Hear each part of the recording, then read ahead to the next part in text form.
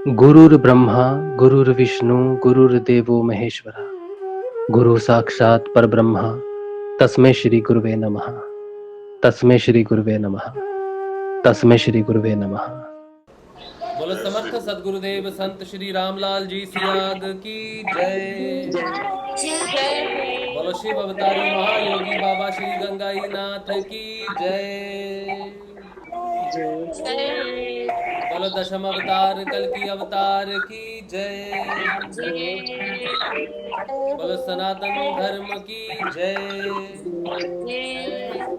बोलो पलाना धाम की जय।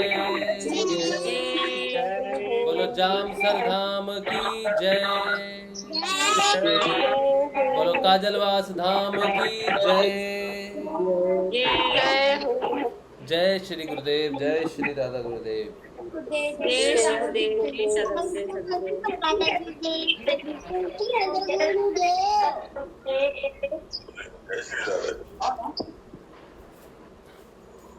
चलिए, जय श्री गुरुदेव आप सबको, जय श्री दादा गुरुदेव। आज जो है हम सैटरडे है आज, तो आज के दिन श्री पतंजलि योग ऋषि जो हैं, हमें उन्होंने जो पतंजलि अष्टांग योग सूत्र दिया है उसका वर्णन होता है बच्चों के लिए, उसको एक्सप्लेन करते हैं। आज का जो सेशन है ये बहुत ज़्यादा महत्वपूर्ण है। तो जीवन का साधना का अगर सबसे महत्वपूर्ण कोई अंग है तो वो ऐसे सूत्र हैं जो हमें साधना का ज्ञान करवाएं। तो आज हम जो पढ़ने जा रहे हैं बच्चों, ये बहुत महत्वपूर्ण है। अगर आपने इसको याद रखा तो साधना में तीव्र गति इतनी ज़्यादा आएगी कि जो फल 100 वर्षों में प्राप्त हो वो 100 दिनों में प्राप्त हो सकता है। इतनी तीव्र गति आ सकती है अगर ये साधना सूत्र आपने समझ लिए, और ये साधना सूत्र अगर आपको पूरी साधना पथ में, साधना काल में याद रहे तो। पतंजलि अष्टांग योग जो है ये पूरा एक विज्ञान है और वैज्ञानिक सूत्र है। उसको जो 195 सूत्रों में लिपिबद्ध किया है, उसके जो 4 पाद हैं उसमें 195 सूत्र हैं। उन सारे सूत्रों की संख्या और कौन सा सूत्र किसके बाद आएगा, कौन सा सूत्र किससे पहले आएगा, ये अपने आप में बहुत बड़ा विज्ञान है। ऐसा नहीं हो सकता कि 31वां सूत्र पहले आ जाता या बाद में आता। पतंजलि अष्टांग योग में जिन सूत्रों की संख्या जैसी और जहाँ पर दी गई है वो बहुत महत्वपूर्ण है।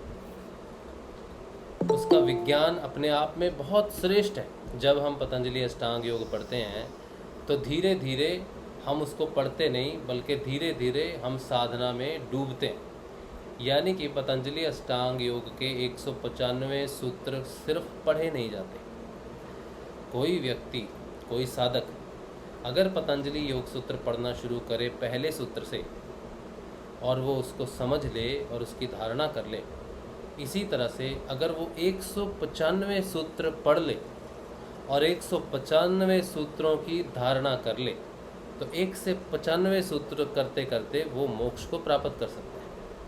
इतना महानतम ग्रंथ है पतंजलि अष्टांग योग। ये सूत्र सिर्फ पढ़ने के लिए नहीं है, पढ़ने से ये सूत्र कभी भी समझ नहीं आ सकते। ये धारणा का विषय है। धारणा का अर्थ है कि जो आप सुन रहे हो, पतंजलि जो बोल रहे हैं, उसको अगर आपने कंठस्थ कर लिया या उस चीज़ को आपने धारण कर लिया। वैसे तो कंठस्थ करना याद करना होता है, लेकिन यहाँ पर जो मैं कहना चाह रहा हूँ वो ये कि अगर इन सूत्रों को आपने अपने धारण कर लिया, समझ लिया कि ये है, और जीवन में, साधना में जब भी वो स्थिति आए और वो सूत्र आपको याद हो जाए, याद आ जाए, सही समय पर वो सूत्र सही से याद आ जाए, तो आपकी साधना बहुत जल्दी और बहुत तीव्र गति से कंप्लीट हो सकती है।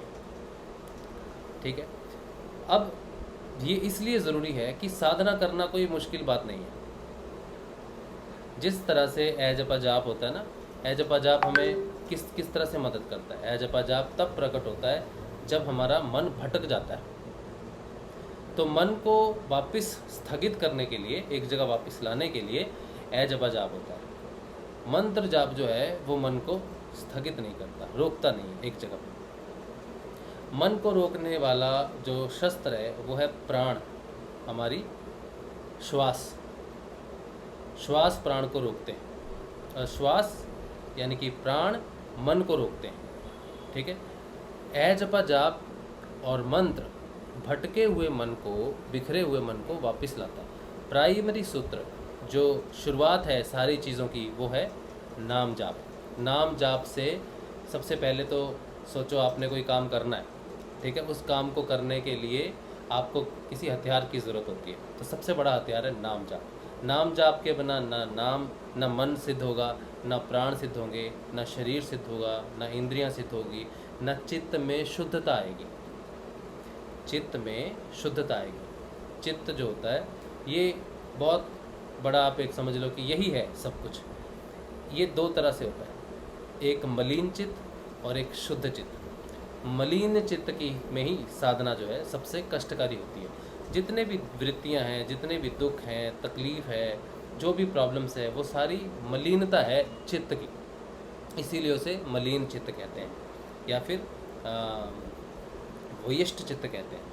इस मलिनता को दूर करना और उसी चित्त को शुद्ध चित्त कर लेना, समिष्ट चित्त कर लेना ही साधना है। तो यानी कि जो मलिनता है, जो जमी हुई परतें हैं गंदगी की, उनको साफ करना ही पूरी साधना का प्रयोजन रहता है। ठीक है। तो जब हम साधना में बढ़ते हैं, साधना में आगे बढ़ते हैं, तो ये मलिनता जो है ये बहुत जम के बैठी हुई है, ये मलिनता छूटती नहीं। ठीक है। तो इसको छुड़ाने के लिए हमें बहुत अच्छे वॉशिंग पाउडर का यूज़ करना पड़ता है, उसके बिना ये छूटती नहीं। हम लाते हैं ना वॉशिंग पाउडर, सफ़ा करते हैं तो कहते हैं ये क्या पाउडर लाया तुमने, से तो कुछ साफ़ ही नहीं हो रहा, ये क्या साबुन है, इससे मलिनता साफ़ नहीं हो रहा। तो बोलता है मैं आपको एक ऐसा पाउडर देता हूँ जो आप लगाओगे तो तभी साफ़ होगा, नहीं तो ये होगा नहीं। तो वो उस पाउडर का नाम है, उस साबुन का नाम है ईश्वर का नाम। अब ईश्वर का नाम जो है, वो साबुन जो है, जब हम चित्त को धोते हैं, जब चित्त को उस नाम से साफ़ करते हैं, तो हम सोचते हैं कि यार घिस तो रहे हैं, लेकिन कितनी देर में ये दाग निकलेगा, कितनी देर में ये साफ़ होगा। ठीक है। ये जो प्रश्न पैदा होता है, पहला प्रश्न, वो जो साबुन है, जो नाम जाप का साबुन है, नाम जाप का पाउडर है, वो कहता है कि देखो ये जो तुम्हारी चित्त की मलिनता है ना, ये मैं साफ़ कर दूंगा, लेकिन तुम्हें मुझ पे पूरा विश्वास रखना होगा। ये नहीं सोचना होगा कि मुझसे बेहतर कोई पाउडर है या मुझसे बेहतर कोई इसको साफ़ कर सकता है। अगर ऐसा सोचोगे और मुझे यूज़ करोगे तभी मैं इसको साफ़ करूँगा, नहीं तो फिर लगे रहो, फिर नहीं होगा। तो आपको मुझ पे पूरा विश्वास करके छोड़ना है, नाम जब मेरा करते रहना है, मुझे घिसते रहना है, बस मैं इसको साफ़ कर दूंगा, इस बात की गारंटी मैं देता हूँ। लेकिन जहाँ पर मन में ये बात आई कि ये साबुन काम का नहीं है, या इससे साफ़ नहीं होगा, दूसरा बढ़िया क्वालिटी का लेके आते हैं कुछ, तो इससे बढ़िया क्वालिटी नहीं हो सकती। ईश्वर के नाम जप से, ईश्वर के नाम जप के साबुन के से बड़ा कोई साबुन नहीं होता। अब ये बात जो है, जब हम करते हैं, चित्त की बात करते हैं, चित्त में जमी धूल मिट्टी मलिनता की बात करते हैं, ईश्वर नाम के पाउडर की बात करते हैं, साबुन की बात करते हैं, और फिर उसके बाद उसको जब घिसते हैं, तो पहले हमारे पास क्या होना चाहिए? पहले हमारे पास चित्त जो हमारे पास ऑलरेडी है, फिर हमारे पास साधना का पथ होना चाहिए। ठीक है। फिर हमें ये समझ में आना चाहिए कि हम जो काम कर रहे हैं उसमें व्याधियाँ कितनी आ सकती हैं, रुकावटें कितनी आ सकती हैं, कैसी आ सकती हैं। जब हम किसी चीज़ को साधना जब हम करने जाते हैं, तो रास्ते में हम साधना किसी पर्पस के लिए करते हैं। हम जब चित्त को साफ़ कर रहे हैं, हमारा काम क्या है कि चित्त को साफ़ करना है। ठीक है। अब चित्त की जो मलिनता है ना, ये है तो जड़, ठीक है तो जड़, लेकिन फिर भी ये एक्टिव होती है, इस चीज़ में एक्टिवेशन होती है। तो अगर हम कपड़े की मलिनता साफ़ करते हैं तो वो उतनी ज़िद नहीं करती, लेकिन जब हम चित्त की बात करते हैं, इसकी मैल की बात करते हैं, जब इसको साफ़ करने की कोशिश करते हैं, तो ये और बढ़ने लगती है, और ज़्यादा जमने लगती है। ठीक है। जैसे ही ये मलिनता बढ़ने लगती है, जमने लगती है, अपना हट दिखाती है। जब आप किसी दाग को धोते हो तो वो और ज़ोर से घिसो, तो और कई बार क्या होता है, घिसने से वो और लाल हो जाएगा या और पीला नीला हो जाएगा। तो जब हम इसको घसने की कोशिश करते हैं तो चित्त की मलिनता और जिद्दी हो जाती है, जड़ हो जाती है। अब ये इसका गुण है, इस मलिनता का ये गुण है कि इसने हटना नहीं, इसने चिपके रहना है। और हम उसको घिस रहे हैं तो और ज़ोर से पकड़ रही है कि मेरे को मैं साफ़ नहीं होंगी तुमसे, मैं जाऊंगी नहीं। अब यहाँ पर जब वो जाती नहीं और हम उसे और ज़ोर से घिसते हैं, इस घिसने में दो तरह के विचार आ सकते हैं। एक तो ये कि मैं ज़ोर से घिसूंगा तो इसको हटा ही दूंगा, और एक मैं ज़ोर से घिस तो रहा हूँ, ये हटेगा या नहीं हटेगा। ये दो चीज़ें हैं। तो ये युद्ध है, एक तो घिसना और जिस साबुन से घिस रहे उसके प्रति श्रद्धा और विश्वास, और दूसरा कि ये हटेगा या नहीं हटेगा। साधक की जो अवस्था होती है बिल्कुल ऐसी ही साधक की अवस्था होती है पूरी साधना काल में। वो आता है, सोचता है, अब ये साधना का दूसरा रूप आप आज देखोगे। साधना में आता है कि मेरी बीमारियां ठीक हो जाएंगी, मुझे रोग है, शारीरिक रोग है, और गुरुदेव ने कहा है सारे रोग ठीक हो जाएंगे, तो मैं साधना में आता हूँ। तो वो रोग दूर करने के लिए साधना में आता है, ठीक है। एक्सेप्टेंस के साथ आता है कि उसमें मलिनता है, ये एक्सेप्टेंस के साथ आता है कि उसमें मलिनता है और उसको दूर करना है। लेकिन पतंजलि अष्टांग योग उसको आने से पहले कहते हैं रुक जा, तू आ तो रहा है, लेकिन तुझे पता होना चाहिए कि जिस रोग को दूर करने आ रहा है उसके लिए 5 चीज़ें हैं जो तेरे को चाहिए होंगी, महत्वपूर्ण 5 चीज़ें, जिससे ये तेरे रोग सब दूर होंगे और तेरी साधना पूरी होगी। तो वो पूछता है क्या? तो कहता है पहले तो तुझे पुराने कर्म के प्रारब्ध जो तेरी मलिनता बन के छाए हुए हैं, ठीक है, इसके अनुसार तेरी साधना चलेगी।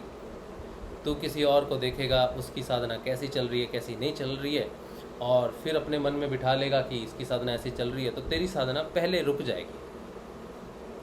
तो तुझे तेरी साधना में सिर्फ और सिर्फ अपनी ही साधना पे कंसंट्रेट करना है, अपनी साधना को देखना है, जिसमें तुझे स्वाध्याय अपना करना पड़ेगा, क्योंकि तेरे कर्म हैं जो ये मलिनता बन के छाए हैं।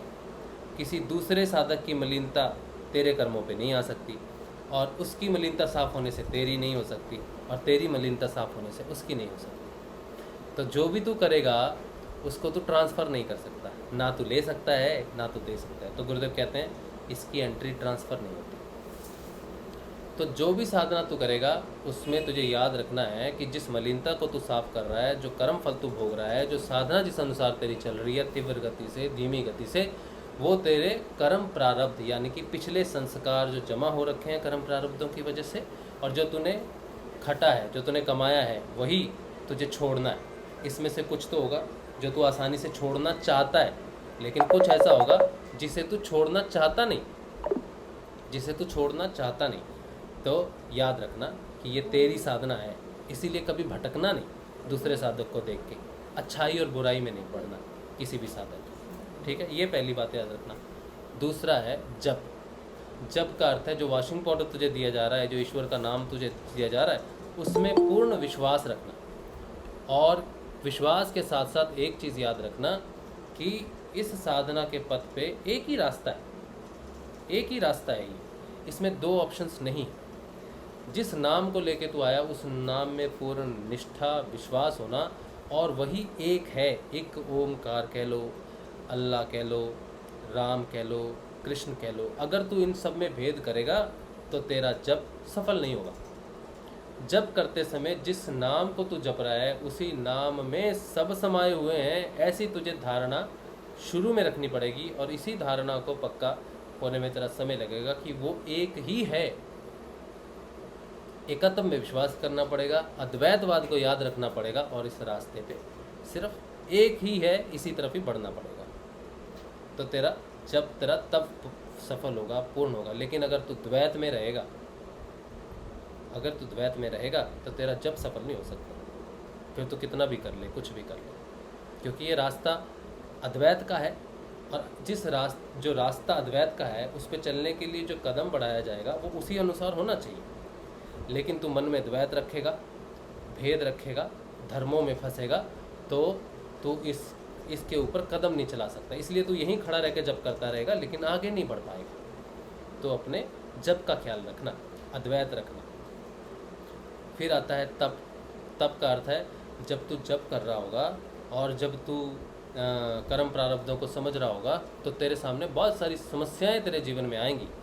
योग साधना करते समय बहुत सारी समस्याएं तेरे सामने आएंगी, तो उस समस्याओं को देख के रुक नहीं जाना, वापस नहीं चले जाना, योग छोड़ नहीं देना, नाम जाप नहीं छोड़ देना। जो भी प्रस्तुत हो वो अपने गुरु पे, अपने ईश्वर पे पूर्ण विश्वास होकर उसको स्वीकार कर लेना उसी समय, उसको नकारना नहीं, उसको झुटलाना नहीं। जो भी प्राप्त हो उसे स्वीकार करना, गुरु की इच्छा कहना कि गुरु कृपा ही केवलम। तो तब तेरा तब सफल होगा। जब भी तुझे जीवन में कोई मुसीबत आएगी, मुश्किल आएगी, तो तुझे कहना है गुरु कृपा ही केवलम। तो तेरा जो तप होगा, तेरी जो स्थिति होगी, वो गुरु के पास चली जाएगी कि गुरु के कारण है, तो उससे मुक्ति भी तुझे गुरु दिलाएगा। तो तुझे अपना तप जो है वो ईश्वर प्रणिधान यानी कि गुरु कृपा ही केवलम के हिसाब से आगे चलना है। फिर वो कहते हैं योग। योग का वर्णन करते हैं कि जब भी ये सारी व्याधियाँ तेरे पास आएंगी, सारे रोग शोक तेरे पास आएंगे, सारी मुसीबतें तेरे पास आएंगी, तब तुझे जो होगा अलग तरह से योग होगा। योग का अर्थ है वो क्रियाएं होंगी, वो नाड़ी शोधन होगा। योग का अर्थ है नाड़ी शोधन, प्राइमरीली नाड़ी शोधन है, हम इसे योग मानते हैं। तो योग का अर्थ है कि तेरे शरीर में, तेरी इंद्रियों में, तेरे मन में, तेरे श्वास में जो भी मल रूपी दोष है, उन सबको साफ करने के लिए क्रियाएं होंगी। ठीक है, उन क्रियाओं से डरना नहीं और उन क्रियाओं की अपेक्षा या उपेक्षा नहीं करना, उनको रोकने की कोशिश नहीं करना और उनको स्वयं चलित करने की कोशिश ना करना, क्योंकि ये पथ स्वचलित है योग साधना। तो वो सारे योग होंगे तुझे जो तेरी मलिनता को, तेरे इन अंग प्रत्यंगों को, मलिनता को दूर करेगा। तो योग तुझे होगा इस रास्ते पे, और तुझे योग पे विश्वास रखना है, क्रियाकलाप पे विश्वास रखना है, उसको गलत धारणा से नहीं लेके जाना। पांचवी चीज़ उन्होंने कही कि जब तू इस साधना पे चलेगा तो बीमारियां लेके आया है ये सोच के कि तेरी बीमारियां ठीक होंगी। सही बात है, बीमारियां ठीक होंगी, लेकिन जब तू इस रास्ते पे चलेगा तब तुझे बीमारियां उत्पन्न भी होंगी। तू आया है अपनी बीमारियां ठीक करने के लिए और सोच रहा है तेरी ये पर्टिकुलर बीमारी ठीक होगी, लेकिन तू ये नहीं जानता कि इस जो एक बीमारी तो तू बाहर से लेके आया है, वो जो बीमारी उत्पन्न हुई है वो तेरे कर्म प्रारब्धों की वजह से हुई है। लेकिन जब तू इस रास्ते पे चलेगा तो कर्म प्रारब्ध फलित होंगे, फटित होंगे, कर्म प्रारब्ध जोर शोर से सामने आएंगे, क्योंकि जिस मलिनता को तू साफ कर रहा है वो मलिनता साफ होगी नहीं, और उनको रोकने के लिए तेरे कर्म प्रारब्ध ही तेरे सामने आएंगे। तेरे को रोकने के लिए तेरे कर्म प्रारब्ध सामने आएंगे, और जब वो सामने आएंगे तो उनका सामने आने का अर्थ है रुकावटें। वो रुकावटें कई प्रकार से तेरे ऊपर छाएंगी। तेरे प्राणों को रोकेंगी, तुझे प्राण दोष देंगी, तेरे मन को रोकेंगी, तुझे मन का दोष देंगी, तेरी इंद्रियाओं को भटकाएंगी, तुझे इंद्रियाओं का दोष देंगी। तो तेरे शरीर पे व्याधियों का प्रकट होना ये संभव हो सकता है, जहाँ पर अब जब ये सारी चीज़ें प्रकट होंगी तो उनमें से कुछ तो तेरी नाम जाप से ठीक होंगी और कुछ के लिए तुझे औषधि भी लेनी पड़ेगी। इसीलिए औषधि को बहुत महत्वपूर्ण अंग मान के चलें, क्योंकि बीमारियां जो साधन काल में आती हैं वो आपको मारती नहीं।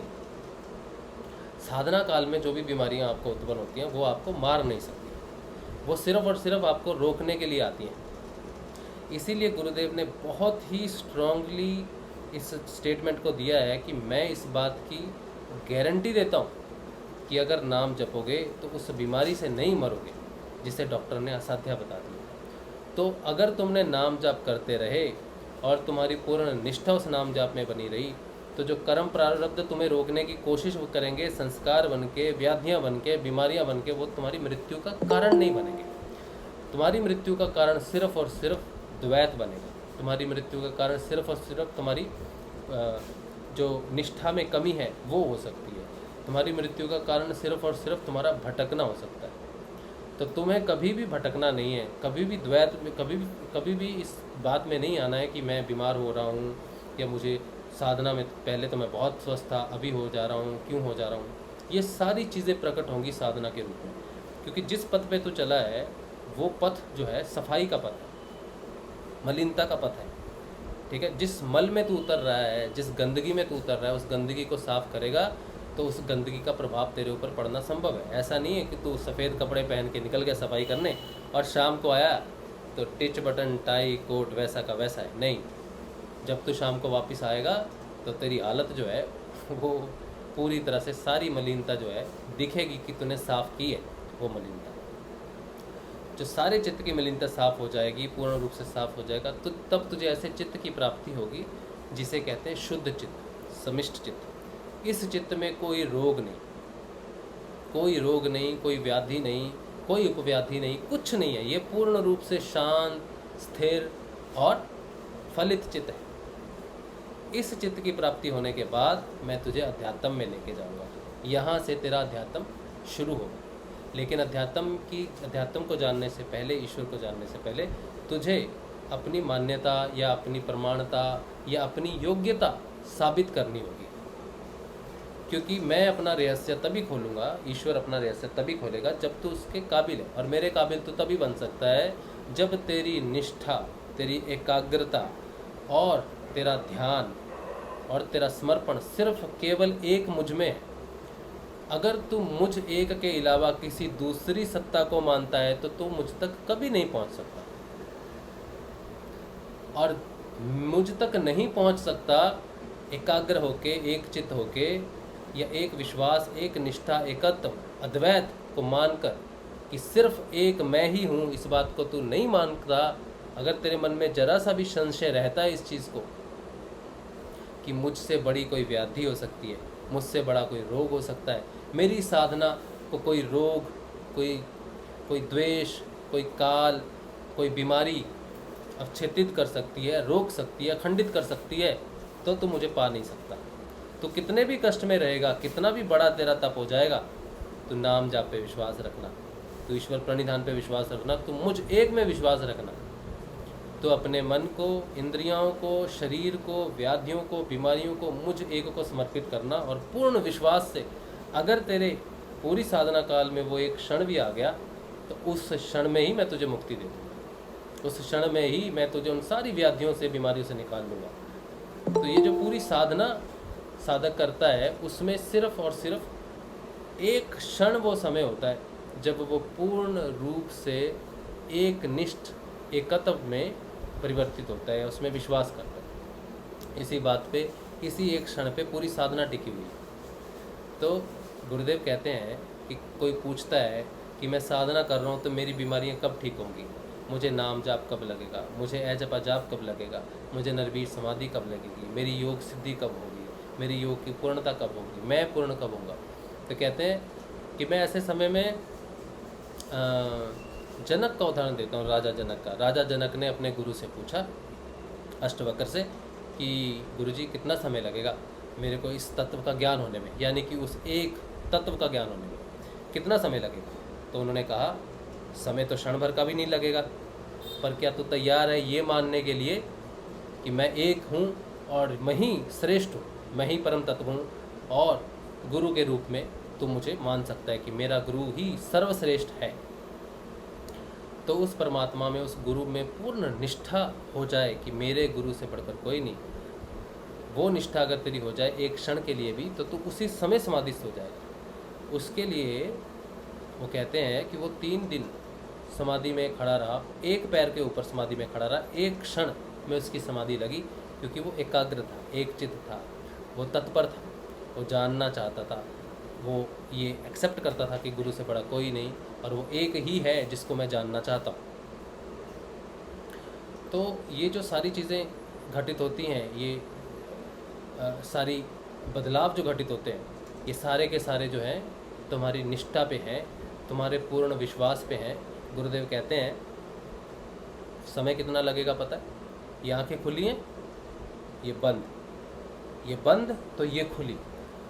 जिस दिन तुम्हारी ये आँखें बंद हो जाएंगी उसी दिन तुम्हारी तीसरी आँख खुलेगी। इन आँखों के बंद होने का अर्थ वो ये कहते हैं कि जो हम सोचते हैं कि ब्रह्मांड है, ये है, वो है, जिस दिन हमने इन आँखों की दृष्टि को ठुकराया कि ये जो देखती हैं वो सत्य नहीं है, वो सत्य नहीं हो सकता, तो जिस दिन हमारे मन की आँखें, ये जो भागती हैं, इंद्रियां हैं, रोग है, द्वेष है, इन दृष्टि का अर्थ ये आँखें नहीं है। ये आँखें बंद होने का अर्थ डायरेक्टली ये आँखें नहीं है कि ये बंद हुई, इसका अर्थ है, इसको तो सिर्फ दिखाया गया है कि बंद होने में जितना समय उतना ही समय लगेगा इसको खुलने में, तीसरी आँख खुलने में कितना समय लगेगा, यानी कि ये अध्यात्म का क्षेत्र है, यहाँ पहुँचने में कितना समय लगेगा। तो जितना समय यहाँ पर इसका ढक्कन लगने में होगा, यानी कि यहाँ तक पहुँचना है आपको, सारी इंद्रियाँ, सारा प्राण, श्वास, वेद, व्याद, सारा कुछ जो है वो सारा यहाँ तक ही है, इन आँखों तक है। तो ये सारी इंद्रियां जब तक खुली रहेंगी, बाहर की चीज़ें खुली रहेंगी, जिस दिन सब बंद हो जाएगा, जिस दिन प्रत्याहार हो जाएगा, धारणा पक्की होने के साथ धारणा पक्की हो जाएगी, और जैसे ही धारणा पक्की हुई वैसे ही ध्यान में गए, और जैसे ही ध्यान में गए वैसे ही ध्यान गहरा हुआ और समाधि लग जाएगी। तो इन आँखों का बंद होना और उसका खुलने का अर्थ है कि माया से निकलने का एक ही क्षण काफ़ी है, लेकिन वो एकत्व में होना चाहिए। साधना में जितने भी साधक हैं वो सारे के सारे जो हैं वो जिस चीज़ से गुजरते हैं उन्हें कहते हैं व्याधियाँ। पतंजलि अष्टांग योग में जो सूत्र दिए जाते हैं, जो गुरुदेव आपको जब दीक्षा देते हैं, उन सब में वो सारे सूत्रों के अनुसार गुरुदेव आपको काफ़ी आगे तक लेके आ जाते हैं। अपनी एक स्पीच में जहाँ पर वो 30 मिनट या फिर 40 मिनट 45 मिनट बात करते हैं, वो आपको एक एक सूत्र को बताते समय आपको एक एक सूत्र से लेते हुए आते हैं। वो आपको 29वें सूत्र तक लेके आते हैं, ठीक है। 30वें सूत्र में वो आपको चेक करते हैं कि आप यहाँ तक जो पहुँचे हो आप समझे हो कि नहीं समझे हो। 29वें सूत्र से आगे निकलना साधक खुद करता है। 29वें सूत्र तक तो आप सुनते सुनते पहुँच जाते हो। अगर आपको गुरुदेव जो आप स्पीच सुनते हो गुरुदेव की, तो वो 29 सूत्र वैसे ही सिद्ध हो जाते हैं। 30वें सूत्र में जाके वो आपका टेस्ट लेते हैं कि यहाँ से अब जो 30वें, 31वें, 32वें और 33वें सूत्र, ये 4-5 सूत्र है, यहाँ पर सबसे ज़्यादा खलबल है। सारे साधक, ज़्यादातर साधक जो हैं वो यहीं पर ही आके रुक जाते हैं। तो अगर वो यहाँ से निकल जाएं, और ये जो सूत्र मैंने आपको बताए 29 सूत्र तक, ये सिर्फ समाधिपाद के सूत्र नहीं है। ये जो समाधिपाद है ये पूरी यात्रा है, 150 पूरी समाधि तक की यात्रा है। इसमें शायद 54 या 55 कुछ सूत्र हैं, ठीक है। तो 54-55 सूत्र जो हैं जहाँ पर वो समाधि पूर्ण बता देते हैं, पूर्ण ज्ञान दे देते हैं कैवल्य पद का, उसमें अगर आपको हाफ तक लेके आ जाते हैं कि यहाँ तक तो मैंने तुझे पढ़ा दिया, आगे जाने के लिए तुझे मैं टेस्ट करता हूँ कि जो मैंने कहा वो तूने सुना कि नहीं सुना। क्योंकि वो तो बहुत बता तो रहे हैं, साथ में योग भी दे रहे हैं, साथ में सब कुछ कर रहे हैं, तो तुझे इस बात का यकीन है कि नहीं है। यहाँ पर सूक्ष्म यात्रा शुरू हो जाती है। यम, नियम, आसन, प्राणायाम, प्रत्याहार, यहाँ तक गुरुदेव बता दो। धारणा, ध्यान और समाधि सूक्ष्म अंग है, क्योंकि धारणा जो है वो आपके कर्म प्रारब्ध पे, आपके जप पे, तप पे, योग पे डिपेंड करती है कि यहाँ पर आपकी धारणा पक्की है कि मेरा गुरु सर्वश्रेष्ठ है, मेरा गुरु ही पूर्ण है, मेरा गुरु मुझे सही रास्ते पे लेके जा रहा है, जो बीमारियाँ व्याधियाँ उत्पन्न हो जा रही हैं ये मेरे गुरु से बड़ी नहीं है। यहाँ पर 30वें सूत्र में आके आपका टेस्ट होता है। मुझे जो अभी कुछ एक मैसेज आते हैं या आ रहे हैं, या जनरली जो आते हैं, जनरली जो प्रश्न रहते हैं वो 30वें सूत्र के ही रहते हैं सारे, उससे पहले का कोई प्रश्न नहीं रहता। सारे प्रश्न 30वें सूत्र के हैं, क्योंकि प्रश्न सिर्फ 30वें सूत्र में ही पैदा होते हैं। प्रश्न सिर्फ जो है डाउट और जो हमारी रुकावटें हैं वो तभी शुरू होती हैं जब गुरु कहता है कि दिख रहा है कुछ, क्या दिखाया है क्या नहीं दिखाया। अब जो पतंजलि सूत्र आज हम पढ़ने जा रहे हैं बच्चों, ये बहुत इंपॉर्टेंट है। मैंने जो आपको अभी बताया है ये इसकी मुख्य भूमिका है, ये इसकी मुख्य भूमिका है। अब आप मैं इसको पढ़ूंगा और आप इसको सुनेंगे, ठीक है। अभी बीच में कोई नहीं बोलेगा, इसको मैं पढ़ूंगा, इसको आप सुनोगे, सुनने के बाद फिर आपको पूरी बात समझ में आएगी। तो मैं इसको खोल लेता हूँ, मेरे पास बुक भी है, लेकिन अभी कोई प्रश्न नहीं पूछेगा बीच में, हाँ बिल्कुल नहीं पूछेगा।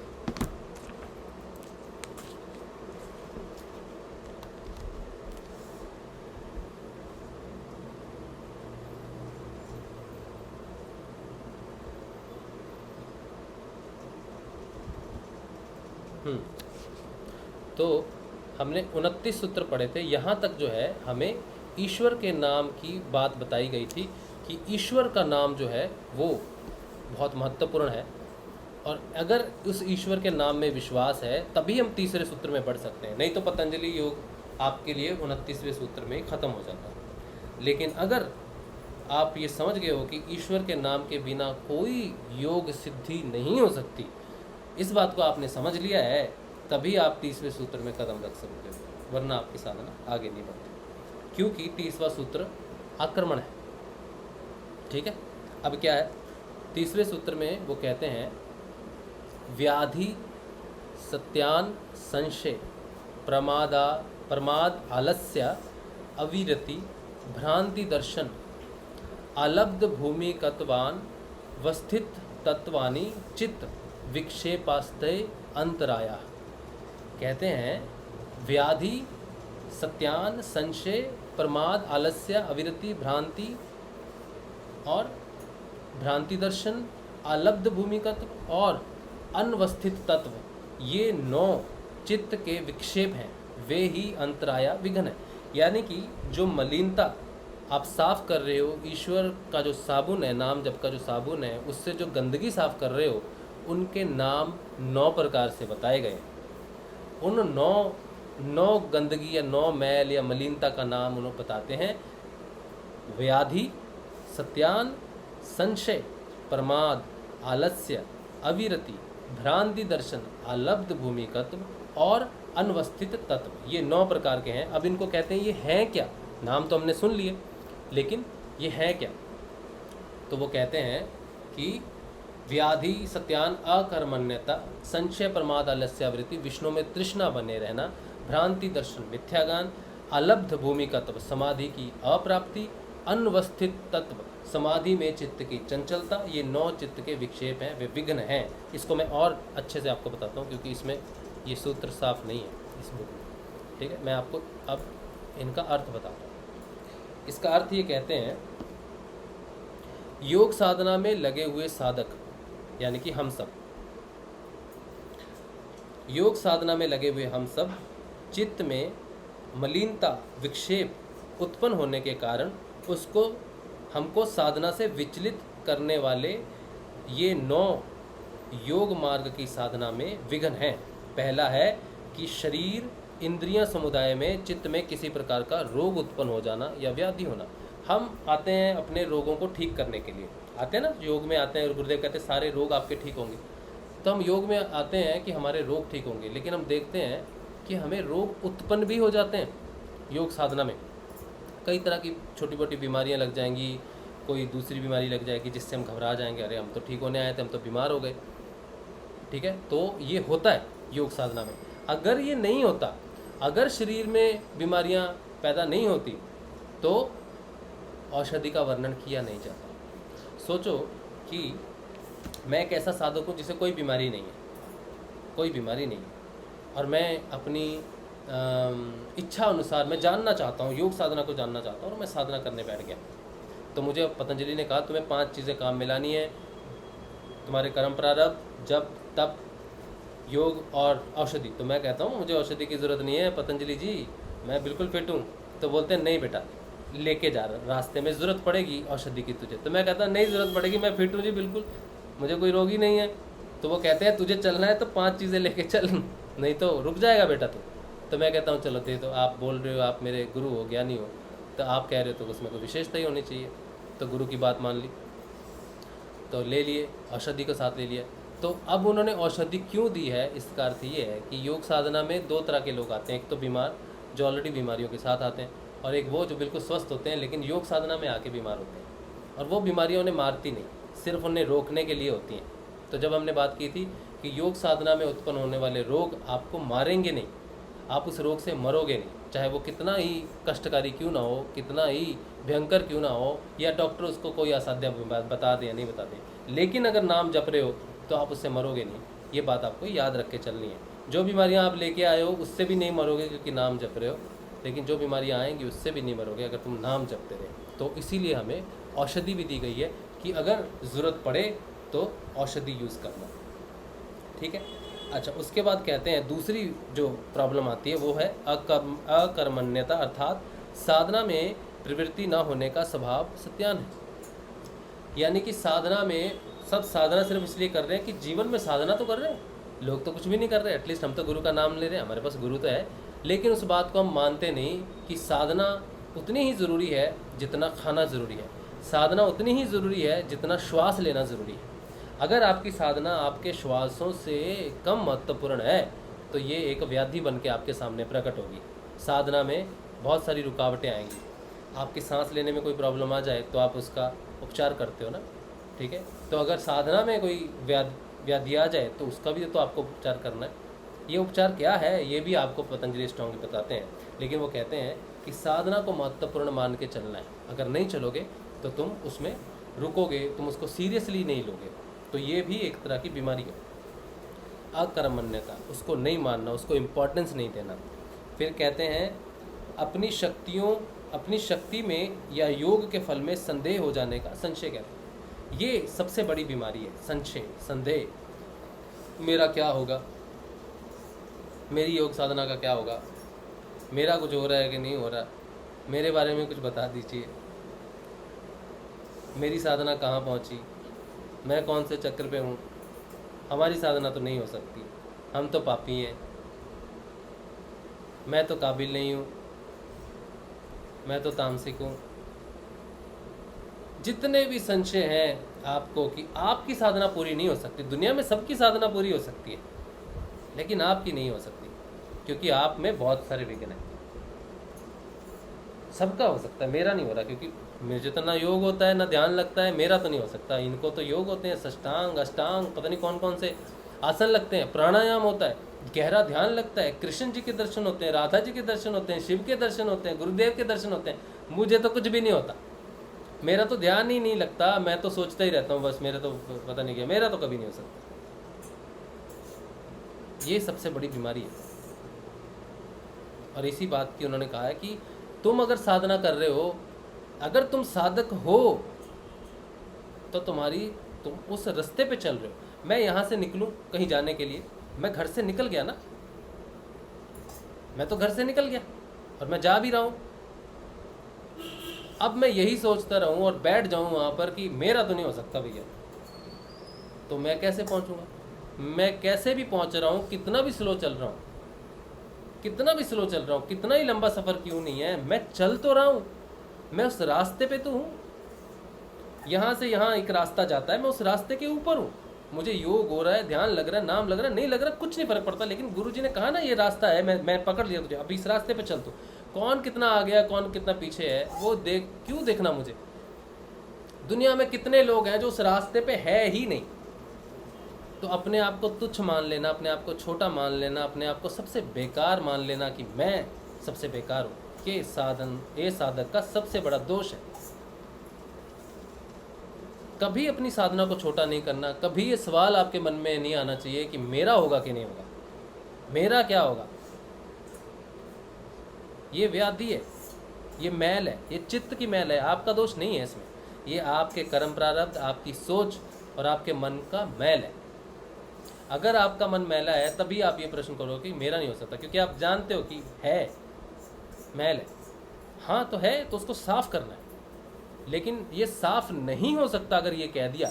मेरा क्या होगा अगर ऐसा कह दिया, मेरा होगा कि नहीं होगा अगर ऐसा कह दिया, मेरा नहीं हो सकता अगर ऐसा कह दिया, मेरी साधना पूरी नहीं हो सकती, मैं नहीं हो सकता, भला अपने आप को संशय में डाल दिया, तो समझ लो कि ईश्वर प्रणिधान जो 23 से 29 तक पकड़ की है पतंजलि अष्टांग योग ने, वो बेकार सिद्ध होगी। उस ईश्वर के नाम के जप के साथ ही योग सिद्ध हो गया, वो फालतू हो गया, बेकार हो गया, कचरा हो गया, डस्टबिन में डाल दिया उसको। अगर आपने कह दिया कि मेरा नहीं होगा, तो ईश्वर को ठुकरा दिया आपने कि तू ईश्वर होगा, तेरे नाम में बड़ी ताकत होगी, सिर्फ तेरे नाम से योग सिद्ध होता होगा, तू होगा एक, तब तू ही एक है, सब कुछ होगा। वो कह दिया, गुरु ने कह दिया। गुरु तो कहते ही रहते हैं, गुरु का क्या है, गुरु के पास तो गुरु तो पहले ही पूर्ण है और उसके पास बहुत अच्छे अच्छे शिष्य हैं, होगी तेरे में ताकत, होगा तू ईश्वर। लेकिन मेरा नहीं हो सकता, मेरा नहीं हो सकता, क्योंकि मैं सबसे बेकार साधक हूँ, क्योंकि मुझे ना ध्यान लगता है ना मेरा नाम जप होता है, मेरा नहीं हो सकता। यहीं पर आपने ईश्वर का बंटाधार कर दिया, ईश्वर को छोटा, गरीब या बिल्कुल प्राणहीन कर दिया उसको। वो साबुन पकड़ के बैठे थे घिसने के लिए, ये साबुन ये धोएगा, ये मेरी मलिनता धोएगा, ये सफा कर ही नहीं सकता, ये साबुन में दम ही नहीं है भैया। तो सारा ख़त्म कर दिया आपने, अपना काम अपने आप ही तमाम कर दिया। आपको युद्ध की जरूरत नहीं है। आप वो साधक, आप वो योद्धा हो जो तलवार और भाला लेके निकला है, लड़ नहीं रहा है, चिल्ला चिल्ला के बोल रहा है युद्ध के अंदर में, मेरा नहीं हो सकता, मैं नहीं लड़ सकता भैया। सब है उसके पास, तलवार भाला सब कुछ है, सबको पहना हुआ है, और सबको बोल रहा है चिल्ला चिल्ला के, दुश्मन की सेना में बोल रहा है मैं नहीं लड़ सकता, मुझ में नहीं ताकत, ये गुरु होंगे, ये कृष्ण होगा तो होगा, हैं ये होगा, लेकिन मुझे बचाने की क्षमता नहीं इसमें। तो आपका क्या होगा युद्ध में? आपने तो अपना खुद ही कर लिया बंदोबस्त, अपने ही सारथी, अपने ही कृष्ण, या फिर सबको छोड़ के। तो ये जो प्रश्न है ना मन में, कभी नहीं लाना बच्चों, जीवन में कभी नहीं ये प्रश्न आना चाहिए, कभी भी जीवन में ये प्रश्न नहीं आना चाहिए कि मेरा क्या होगा, मेरी साधना पूर्ण होगी कि नहीं होगी, होगी तो कब होगी, कभी नहीं लाना। साधना के प्रति संशय कभी नहीं लाना, ईश्वर के प्रति संशय कभी नहीं लाना, गुरु के प्रति संशय नहीं लाना, और ये कभी नहीं सोचना कि इससे नहीं हो सकता, कोई और मार्ग होगा तो शायद हो सकता है, वहीं पर ही सब खत्म हो जाएगा, कभी पूर्ण नहीं हो सकती। वो कहता है जब तक तेरा मुझ में पूर्ण रूप से विश्वास नहीं होगा तो मेरे रास्ते पे आगे नहीं बढ़ सकता। तो ये रास्ता अद्वैत का है, ठीक है, द्वैत का नहीं है। संशय, संशय द्वैत पैदा करता है। तो ये तीसरी होगी प्रॉब्लम। चौथी प्रॉब्लम में कहते हैं योग साधना के अनुष्ठान की अवहेलना, बेप्रवाही करते रहना प्रमाद है। आपको ध्यान करना है, आपको नाम जपना है, लेकिन आप कहते हैं मैं बहुत व्यस्त आदमी हूँ भैया, घर चलाना है, पैसा ज़्यादा इम्पोर्टेंट है या फिर मुझे समय नहीं मिलता। सबसे बड़ी बात है मुझे समय नहीं मिलता। दूसरी प्रॉब्लम है मुझसे होता नहीं। तुमसे होता नहीं ना, अगर तुमसे होता नहीं तो मैं तुमको सिंपल चीज़ बताता हूँ, अगर तुमसे होता नहीं है तो, अगर हो जाता तो ठीक है, अगर नाम जप नहीं होता है तो अपनी सांसों को रोको। क्या कितना इंपॉर्टेंट काम कर रहे हो, कितनी टेंशन में हो, कितनी प्रॉब्लम में हो, अपने प्राणों को कह दो कि भैया मुझसे होता नहीं, 2 मिनट रुक जा। कितनी देर रोक पाओगे प्राणों को? कितनी देर रोक पाओगे? मैं तो बहुत तगड़ा हूँ जी, मैं तो 2 मिनट रोक लेता हूँ। ठीक है 2 मिनट रोक ले, फिर क्या करेगा? तो नाम जप अगर नहीं होता है तो इसको प्राणों में डाल दो, समस्या सारी सॉल्व हो जाएगी। अगर आपसे नहीं होता ना, अपने प्राणों को दे दो ये काम, श्वासों को दे दो कि जितनी देर मैंने प्राण रोक लिए उतनी देर में नाम जप करूंगा। अगर सच्चे हो गुरु के प्रति, अगर सच्ची में लड़ना चाहते हो, युद्ध करना चाहते हो, तो अगर आप नहीं कर सकते तो प्राणों को ये काम दो अपने, जिसके बिना आप जिंदा नहीं रह सकते। जैसे साधना के बिना साधक जिंदा नहीं रह सकता, वैसे प्राणों के बिना भी मनुष्य जिंदा नहीं रह सकता। तो आप अगर साधक नहीं बन पा रहे, मनुष्य ही रह रहे हो, तो आप वो काम दो उसको, मनुष्य को वो काम दो जिसके बिना वो जिंदा नहीं रह सकता। साधक नाम जप के बिना जिंदा नहीं रह सकता, लेकिन आपसे तो होता नहीं, आप तो साधक हो नहीं, आप तो प्राणों वाले मनुष्य। तो मनुष्य से वो काम करवा लो, सांस रोक लो और उतनी देर जपो। जप नहीं पा रहे कोई बात नहीं, सिर्फ उस जपने को जपना चाहते हो ये धारणा कर लो कि मैं जपना चाहता हूँ। जितनी देर प्राण रोक सकते हो उतनी देर सिर्फ धारणा कर लो कि मुझे जाप करना है। लेकिन कुछ तो साधक होने का कुछ तो दिखाओ कि मैं हूँ, मैं करना चाहता हूँ, मैं कर नहीं पाता हूँ ये नहीं।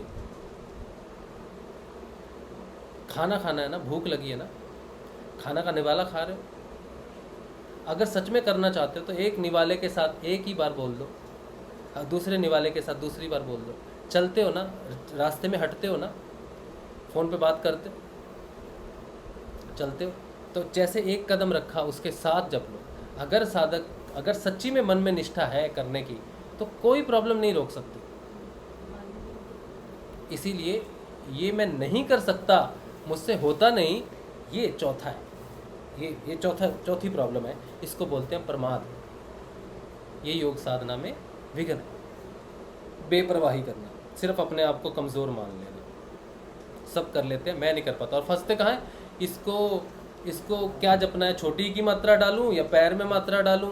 मैं कहाँ मात्रा डालूं? कहीं मात्रा नहीं डालनी है तुमको गुरुदेव ने सिंपल बात कही है कि ये जपना है। अगर ये बात समझ में नहीं आती है तुमको, तो तुमने क्या सुना आज तक, क्या भाषा बोलते हो, अपने खाने, माँ बाप से खाना मांगते हो, कपड़े करते हो, लोगों से बातचीत कैसे करते हो तुम, कैसे अपने शब्दों को यूज़ करते हो? जब आप 3 शब्द नहीं समझ सकते गुरुदेव के, क्या योग्यता साबित करोगे अपनी? अगर आप 3 शब्द गुरु के नहीं सुन सकते ढंग से, 3 शब्दों को जप नहीं सकते, तो क्या योग्यता साबित करोगे? गुरुदेव ने कौन सा आपको बहुत बड़ा लंबा मंत्र दिया है? इसमें 2 शब्द हैं, 2 शब्द हैं, 2 शब्द हैं, और साफ बड़े क्लियर तौर पे उन्होंने बताया, भाई अंग जपना है, अंग अंग अंग जपना है, यहां ठोकर लगेगी, अंग जपना है। ये क है, ये ल है, बड़ी की मात्रा है, ये बिंदी है, ये जपना है, और कृष्ण जपना है। मैं हाँ सर जी, जय गुरुदेव। अभी नहीं बोलना कमल, अभी नहीं बोलना प्लीज, अभी नहीं बोलना। मैंने पहले कहा था ना अभी नहीं बोलना। मैं कुछ बता दूंगा आपको। अभी कुछ नहीं बताना प्लीज, मैं बिल्कुल डिस्टर्ब हो जाऊंगा। 1 मिनट मैं पूछूंगा, आप तब बोलना, क्योंकि पूरा फ्लो चला जाएगा। अगर मेरा ध्यान भटका और मैं आपकी तरफ आ गया ना, तो फिर मैं आपका हो गया।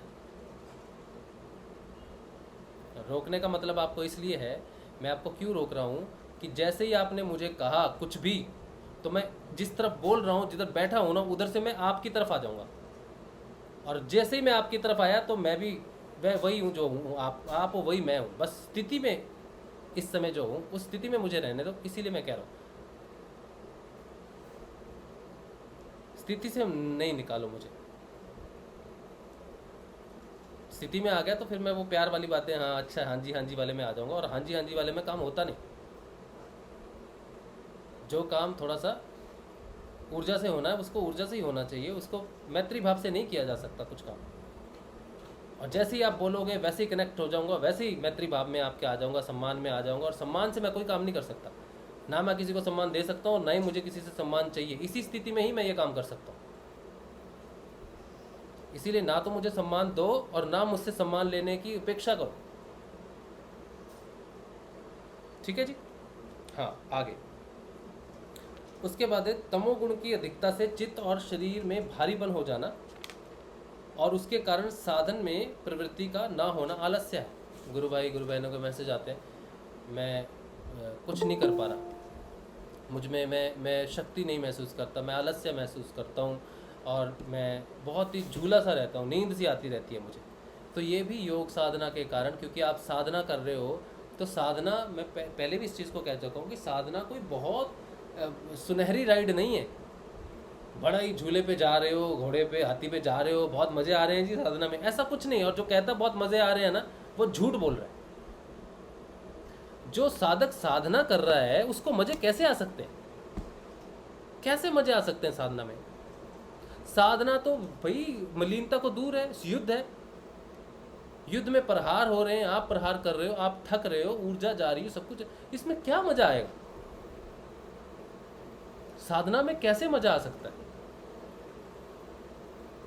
साधना में तो प्रहार हो रहे हैं, तुम्हारे तमोगुण तुम्हारे पर प्रहार कर रहा है, तुम्हारा रजोगुण, तुम्हारा सतोगुण, तीनों गुणों के अधीन तुम हो, और 24 घंटे तुम पे ये प्रहार हो रहा है। तुम्हारी कोई तारीफ कर रहा है, हाँ जी बहुत अच्छा काम कर रहे हो, हाँ जी बहुत बढ़िया, आपने तो ये कर दिया, हाँ जी बहुत बढ़िया। तो आपको क्या लगा? आप आनंद में हो। अगर आपका मन बहुत खुश है क्योंकि आप बहुत अच्छा काम कर रहे हो, तो क्या आप बहुत आनंद में आगे नहीं आए? ये प्रहार है, कोई मजे की बात नहीं है। साधना कोई मजे की बात नहीं है। साधना एक युद्ध है। साधना अपने आप को अलग करना, रहना, अलग रह जाना, ये तो ऐसे है जैसे किसी को मेले से उठा के जेल में डाल दिया हो। पहले वो मेले में एंजॉय करता था, आइसक्रीम खा रहा, ये खा रहा, वो खा रहा, 10 लोगों से बात कर रहा, झूले देख रहा, मजे कर रहा, हा। अब उसको डाल दिया एकत्व में। ना वो बात कर सकता है जिनसे बात कर सकता है, ना उनके जैसा रह सकता है, ना झूठ बोल के मजे ले सकता है, ना कुछ कर सकता है। तो इसमें क्या मजा? दुनियादारी में मजे लेने का अर्थ है आप हंसी मत कर रहे हो, मजाक कर रहे हो, झूठ बोल रहे हो, उसकी टांग खींच रहे हो, इसकी टांग खींच रहे हो, ये चुगली कर रहे हो, इसमें है मजे। तो साधना में जहाँ कुछ मनोरंजन ही नहीं है, वहाँ कैसे कोई साधक कह सकता कि मैं बड़े मजे में साधना कर रहा हूँ? अपने आप को झूठ बोल रहा है। उसका 24 घंटे का स्कैन कर लो आप, 24 घंटे का स्कैन कर लो। 90 जो जिस समय वो साधना में बैठा है, ध्यान कर रहा है, उस समय वो काम कर रहा है। जिस समय वो ध्यान में नहीं है, उस समय देखो साधना में उसको कितने मजे आ रहे हैं। मजेपूर्ण साधना होती तो गुरुदेव की बड़ी मजेपूर्ण साधना होती। गुरुदेव कहते हैं मैंने साधना शुरू की 69 में मैंने की, उसके बाद गायत्री सिद्धि के बाद प्रॉब्लम आ गई, मैं तो भटकता ही रहा सब जगह, सारी प्रॉब्लम्स होगी, खाने पीने तक की गुरुदेव के पास दुविधा थी, पैसे से पैसा जुगाड़ नहीं होता था। 2 साल मानसिक अवस्था खराब रही उनकी, वो तो साधना करती, गायत्री की सिद्धि हुई है, मज़े में होना चाहिए उनको। तो गायत्री की सिद्धि कोई छोटी सिद्धि है? फिर वो आदमी भटक रहा है क्यों? मानसिक तनाव में है क्यों? घर वाले पागल खाने लेके जा रहे हैं क्यों? अगर वो कहे मैं तो मज़े में हूँ, तो घर वालों को मज़े नज़र क्यों नहीं आ रहे? घर वाले पागल खाने क्यों लेके जा रहे हैं? दुख क्यों है? तकलीफ क्यों है? संशय क्यों है? क्या हो रहा है? मुझे कुछ नहीं समझ में आ रहा। साधना में कुछ समझ में नहीं आता है, तो मज़े कैसे हुए? साधना में कन्फ्यूजन है, प्रॉब्लम है, कभी हाथ दर्द हो रहा, कभी पीठ दर्द हो रहा, कभी छाती में दर्द हो रहा, हृदय में दर्द हो रहा, काम करने की इच्छा नहीं होती, नींद आती रहती है, पहले मज़े आते थे, अब ये सब उल्टा हो रहा है। तो कैसे साधक कह सकता है कि मैं मज़े में हूँ? ये सबसे बड़ा झूठ है जो साधक बोलता है। साधना सबसे महत्वपूर्ण है, सबसे इम्पोर्टेंट है, और इसमें रस है। अगर 100 लोग वहाँ एंजॉय भी कर रहे हैं, मैं यहाँ अकेला भी बैठा हूँ ना, तो मैं शांत हूँ। मज़े वाली बात वो जो है ना कि मैं बड़े आनंद में हूँ, तो वो टीज मारने वाली बात है दूसरे साधकों को। सच्चाई पता होनी चाहिए। एक आदमी है, बड़ा अमीर है, ठीक है, बड़ा अमीर है, उसको 100 प्रॉब्लम्स है, उसकी थाली में 1000 प्रकार का भोजन है, 1000 प्रकार का भोजन है, बड़ा अमीर है, नारिया दासी सब कुछ है, लेकिन चल नहीं सकता, शरीर से निकम्मा है, खा नहीं सकता, खाने भर के है, सब कुछ है, लेकिन वो कहता मज़े में है भैया, सब कुछ है, खाना पीना सब कुछ है मेरे पास। ये दुनिया है। और दूसरी तरफ साधक है, उसकी प्लेट में सूखी रोटी है 2 दिन वाली, अचार होगा, बिना तड़के वाली दाल होगी, 4 रोटी दाल और ये सब होगा, बिल्कुल सूखा, घी भी नहीं लगा, लेकिन वो उसे खा सकता है। उसको खाने के बाद उसको निद्रा अच्छी आती है, उसके शरीर में कोई व्याधि नहीं है, उसको कोई प्रॉब्लम नहीं है, उसका मन शांत है, वो संतुष्ट है, उसके पास कुछ भी नहीं, सिर्फ सर्वाइवल है। अब आप अगर इसको दुनिया के मज़े के साथ कंपेयर करोगे तो दुनिया तो ये समझेगी कि इसके पास बड़ी सुविधाएं हैं, बड़ा ये है, तो ये जो हाँ जी, शांति साधना में जो सुखी अब कहने का मतलब मज़े आ रहे हैं, बड़े मज़े कुछ नहीं है साधना में। साधना में तो मज़े लुप्त हो जाते हैं, शांति प्रकट होती है, मज़े शांति नहीं देते। शांति प्रकट हो जाना, शांत हो जाना, संतोष हो जाना, संतुष्ट हो जाना, संत हो जाना साधना है। संत कोई मज़े में नहीं होता, संत शांत होता है।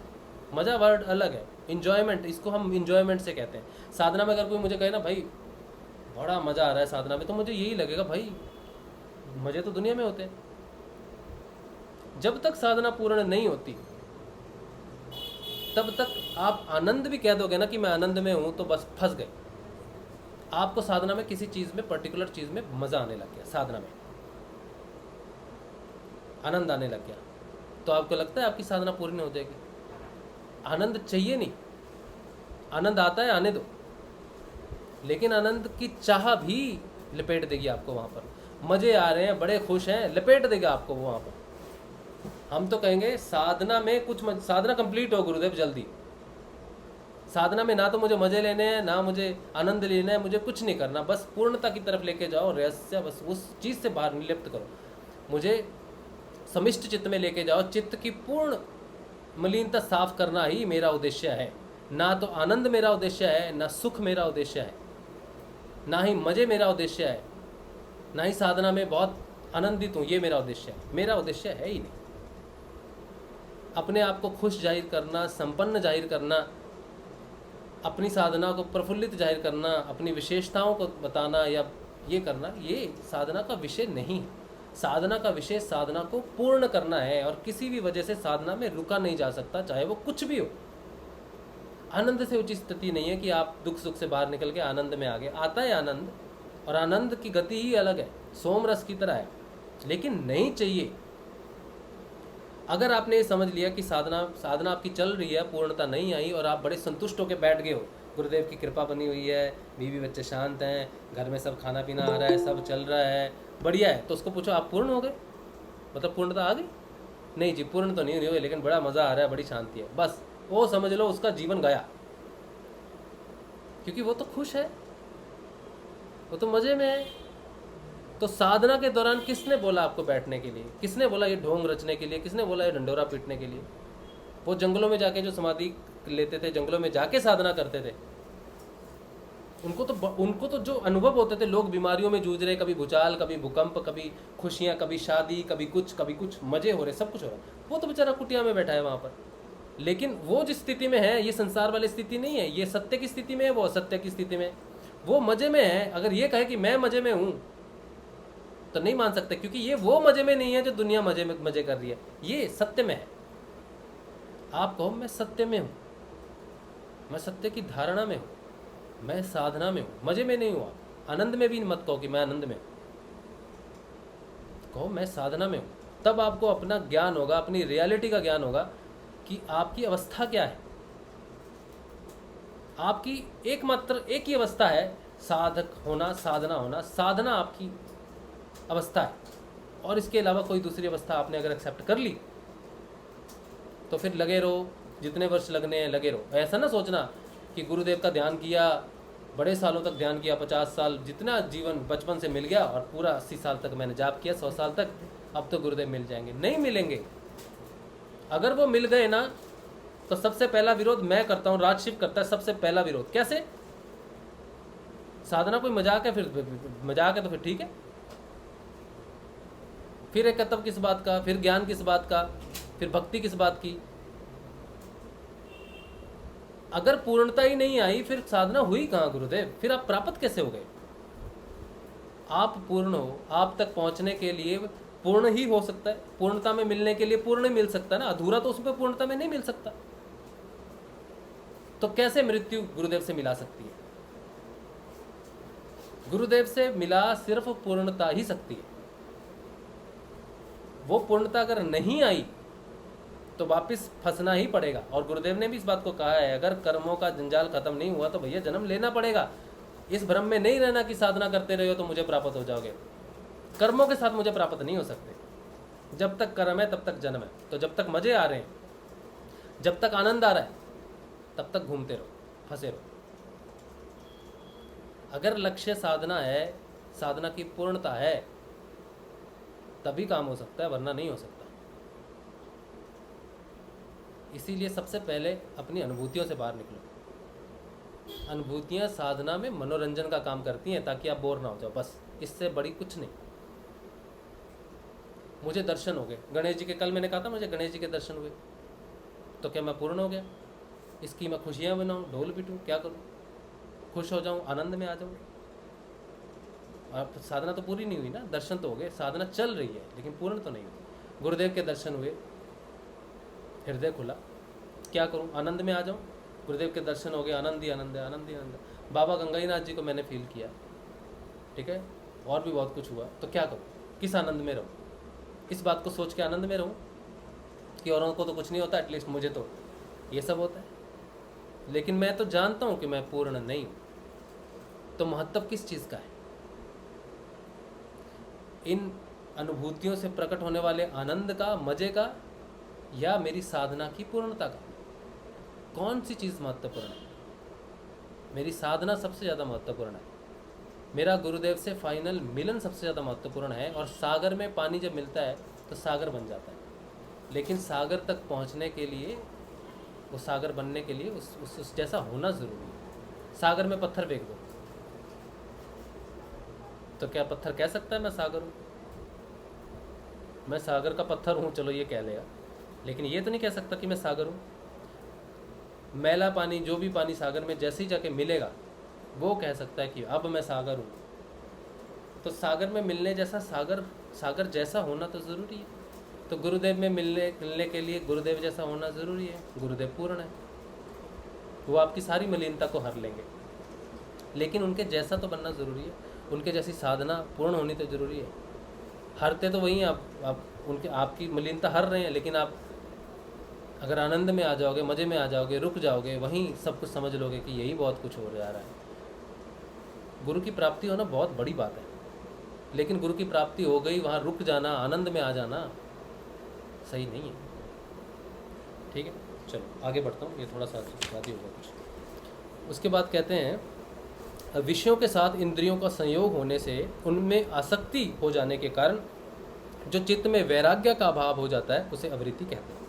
यही बात है, मज़े की बात जो अभी की है ना, मज़े में आ जाना, ये इंद्रियों से फील होने वाले मज़े हैं, ये हो गया तो साधना भटक गई। यही बात हमने की है छठे में। फिर कहते हैं योग के साधनों को किसी कारण से विपरीत समझना, अर्थात यह साधना ठीक नहीं, ऐसा मिथ्या ज्ञान हो जाना। लोग कहते हैं ना भाई कुछ तो हो नहीं रहा, इतने साल से तो कर रहे हैं, कुछ तो हो नहीं रहा। ये मिथ्या ज्ञान है कि ये साधना काबिल नहीं है। भले ये नहीं समझते कि मैंने कहीं कुछ गलती कर दी होगी, बल्कि साधना को दोष देना, ये मिथ्या ज्ञान हो जाना कि ये साधना ठीक नहीं है। शायद मैं कोई व्रत कर लूँ, कहते हैं ना मैं अभी जन्माष्टमी का व्रत कर लूँ, मैं गणेश चतुर्थी का व्रत कर लूँ, मैं लक्ष्मी जी का व्रत कर लूँ, मैं इसका व्रत कर लूँ, बस यही मिथ्या ज्ञान कि जो साधना कर रहा हूँ वो पर्याप्त नहीं है, कोई और साधना से मुझे जरूर, हाँ जी ये तो मेरा परिवार का परंपरा है, ये सब है वो सब है, इसमें फंस जाते हैं, परंपरा में फंस जाते हैं। लोग नहीं मानते, कुछ नहीं मानते। अब कैसे निकलोगे, गुरुदेव को प्रार्थना करो, वो तो नहीं मैं बता सकता, लेकिन आपकी साधना कितनी उच्च गति की है, उसका क्या प्रभाव पड़ रहा है आपके परिवार पे, ये तो आप ही जानते हो। इसका सोल्यूशन कोई व्यक्ति विशेष आपको नहीं दे सकता। ठीक है, यज्ञोपवीत की बात हुई थी उस दिन, यज्ञोपवीत धारण करना चाहिए कि नहीं करना चाहिए। यज्ञोपवीत क्या है? बंधन है, आपको बांधने का बंधन है कि तू देख ये ध्यान रखना, ये करना, वो करना, ये करना, वो करना। अगर आपकी धारणा सत्य की हो जाए तो हो गया धारणा यज्ञोपवीत। सत्य की धारणा से बड़ी धारणा क्या हो सकती है? कौन सा यज्ञोपवीत सत्य की धारणा से बड़ा हो सकता है? आप बताओ मुझे, कोई है सत्य से बड़ी धारणा है कोई? तो यज्ञोपवीत बड़ा हुआ या सत्य की धारणा बड़ी? अब कहते हैं परंपरा है, तो परंपरा चली ही सत्य को धारणा के लिए है। अगर सत्य की धारणा ऑलरेडी हो चुकी है तो फिर यज्ञोपवीत क्या काम करेगा? वो तो व्यर्थ धागा बन के रह जाएगा। उसका काम है आपको आपके नियमों का, आपके धर्मों का हमेशा याद करवाना।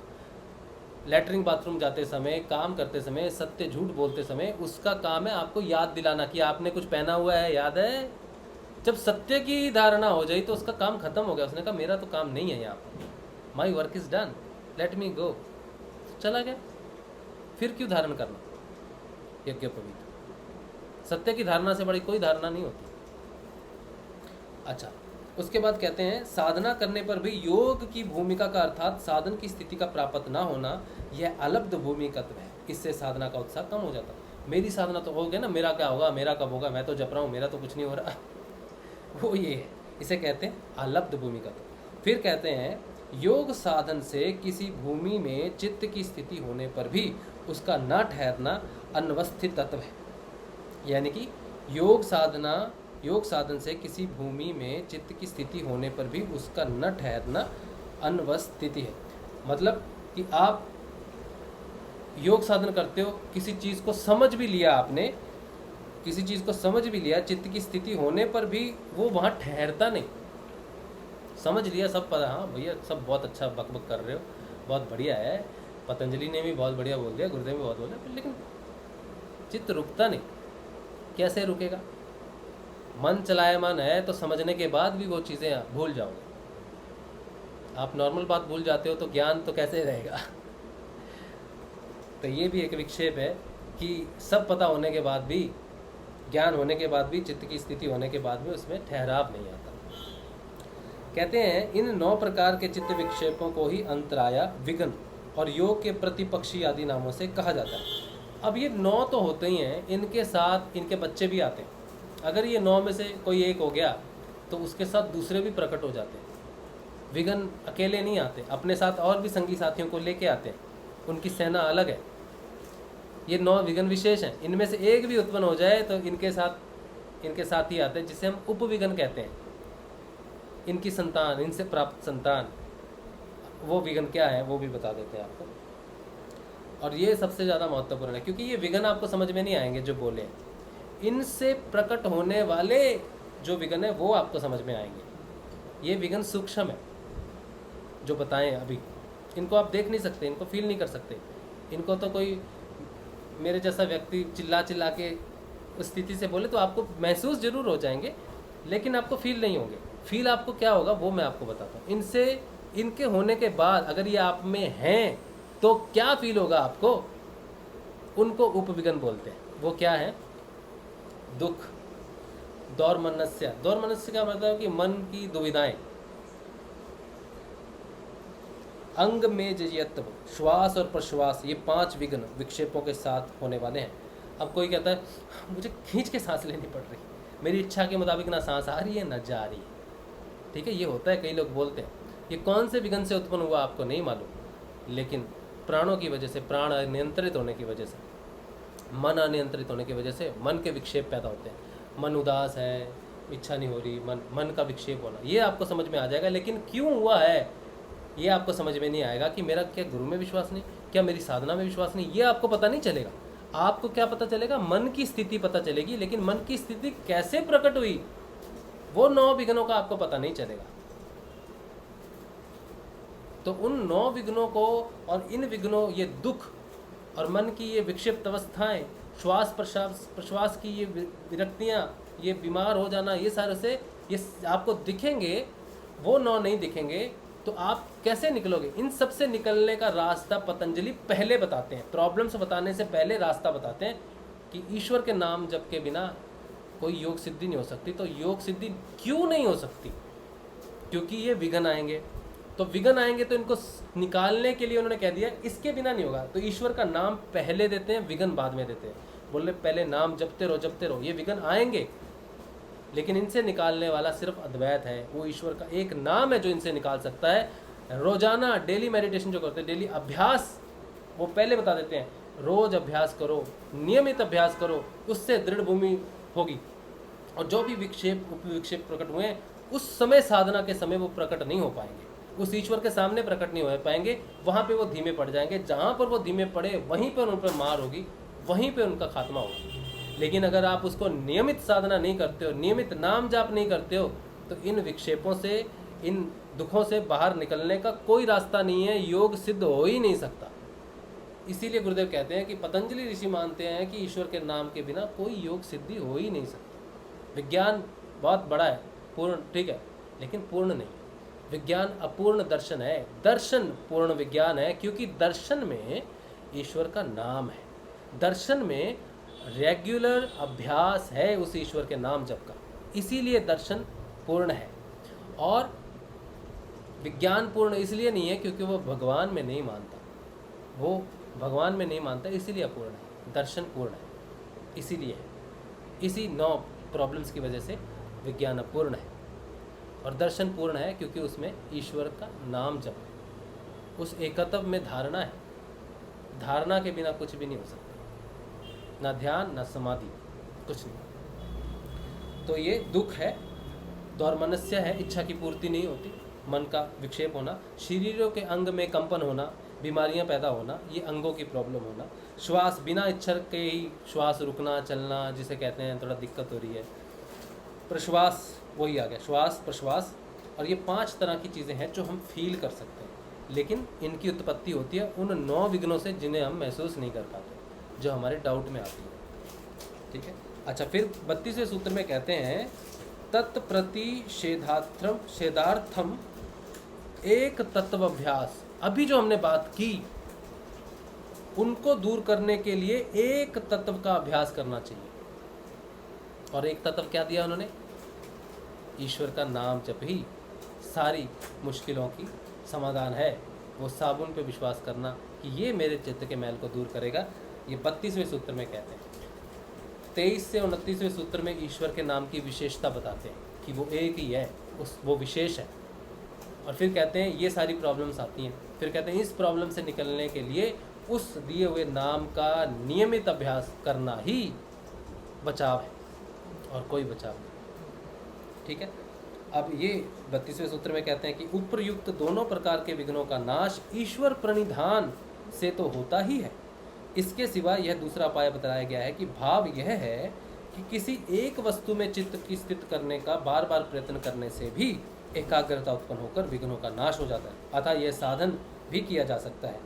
तो ईश्वर प्रणिधान सब ईश्वर की इच्छा से होता है। ये तो आप, इससे तो आपके कष्ट दूर होते ही हैं कि वो ईश्वर ही है, लेकिन उसके बाद कहते हैं उस ईश्वर का नाम जब रेगुलर नियमित करने से और भी जल्दी ठीक होती है। ठीक है, अच्छा, ये क्योंकि रिलेटेड हैं ये सूत्र, इसीलिए मैं पढ़ दे रहा हूँ आपको। ठीक है, ये चित्त की शुद्धि वाले हैं, तो ये 2 सूत्र और हैं, आप ये साथ में बताए गए हैं, इसलिए इसको करना जरूरी है। फिर उसके बाद कहते हैं चित्त के अंतराल में राग द्वेष आदि मल रहने के कारण मलिन चित्त स्थिर नहीं होता। साधना आपने सुबह की 6:30 बजे, शाम को की 6:30 बजे, अब बीच में जो समय रहता है ना, इसमें चित्त मलिन हो जाता है वापस।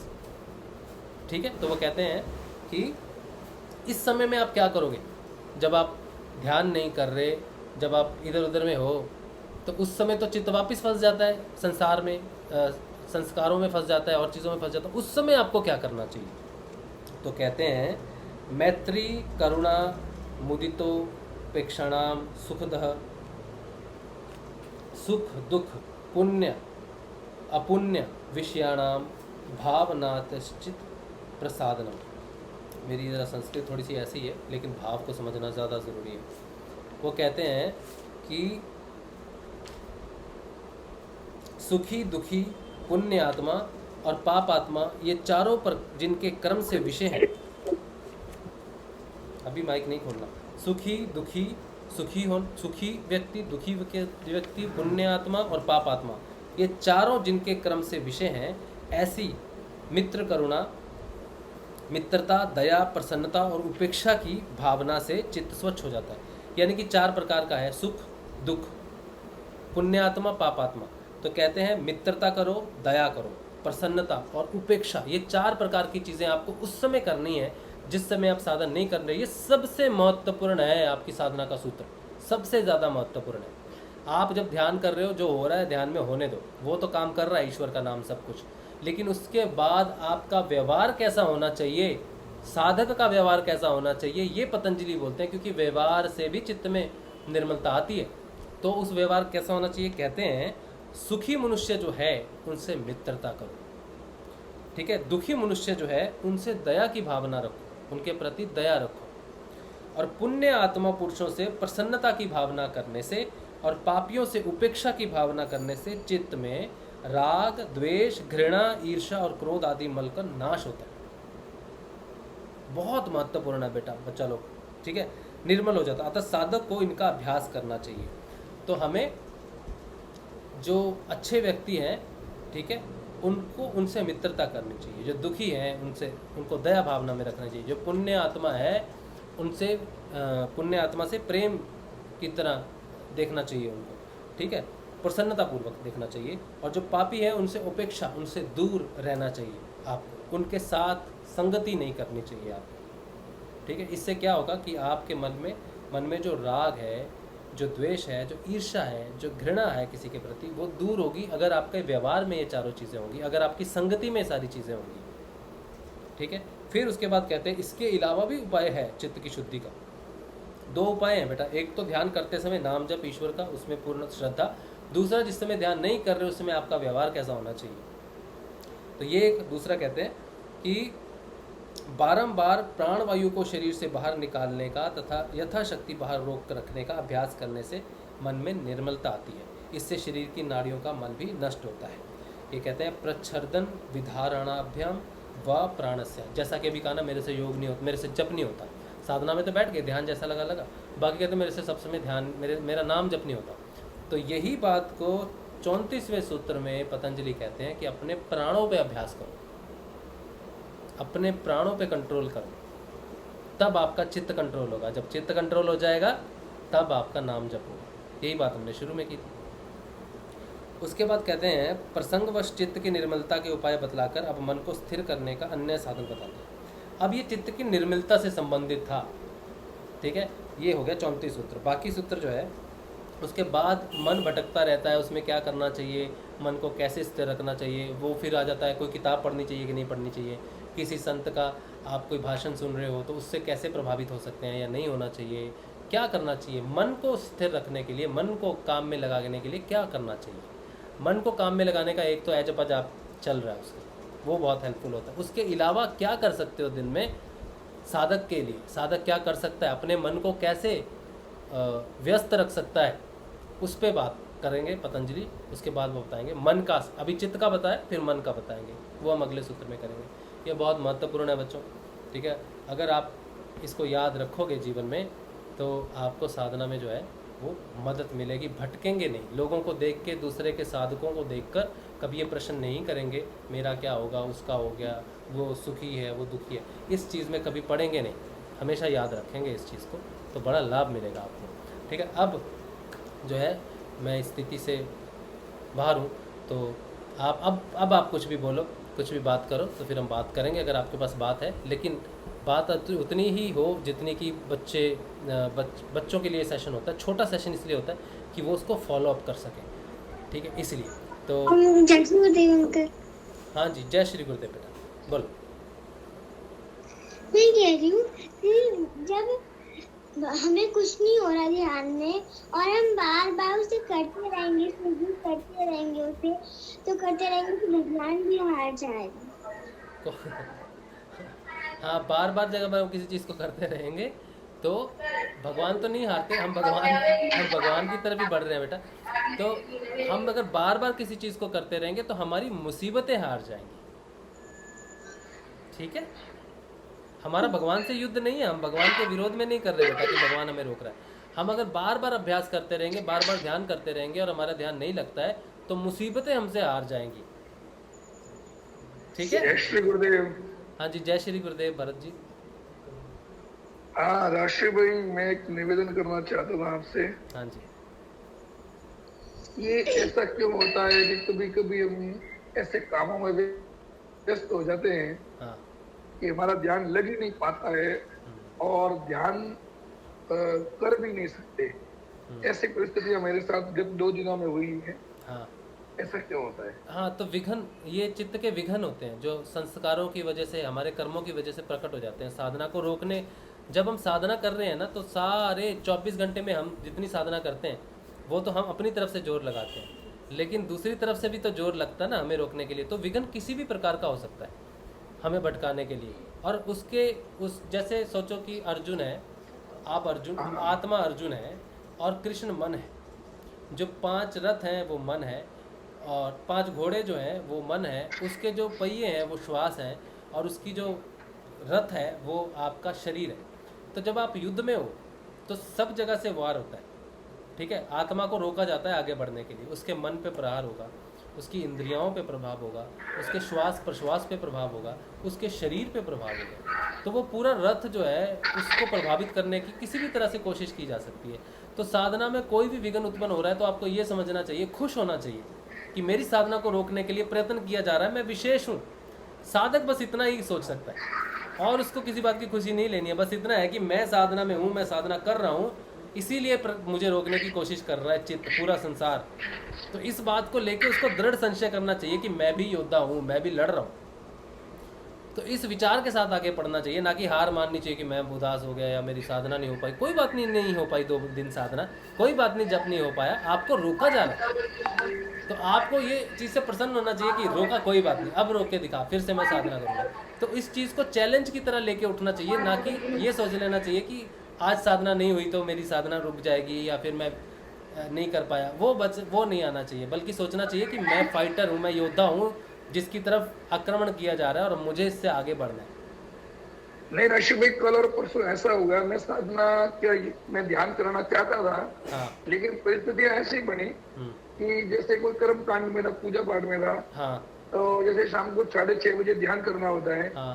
तो उस समय वो कार्यक्रम चल रहा था और अब कार्यक्रम के दौरान तो अपन वहाँ जब व्यस्त है तो कैसे करेंगे उस समय। हाँ। तो उसके बाद सीधा उन्होंने तुरंत दूसरा कोई काम हो गया। हाँ। और मुझे बस पकड़ने की रवाना हो गया वहां से। अच्छा।